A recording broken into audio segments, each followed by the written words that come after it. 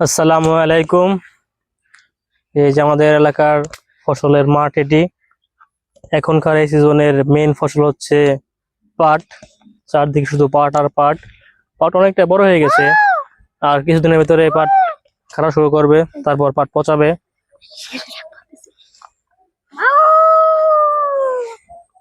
আমার পিছনে এই যে মানুষ নামের একটি শিয়াল হুক্কা হুয়া করছে। দেখেন আকাশটা কত মেঘলা, ঝড়ের মতো বাতাস বইছে। কিছুক্ষণের ভিতরেই বৃষ্টি আসতে পারে। ওই যে কি সুন্দর মেঘলা আকাশ। এক কথায় গ্রামের প্রকৃতি অসাধারণ। আমাদের গ্রামের নাম ঘোড়াদহ।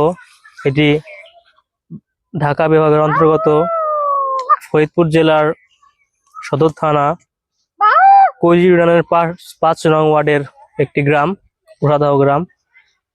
গ্রামটি অনেক সুন্দর, এখানে রাস্তাঘাট অনেকটাই উন্নত হয়েছে আগের চেয়ে।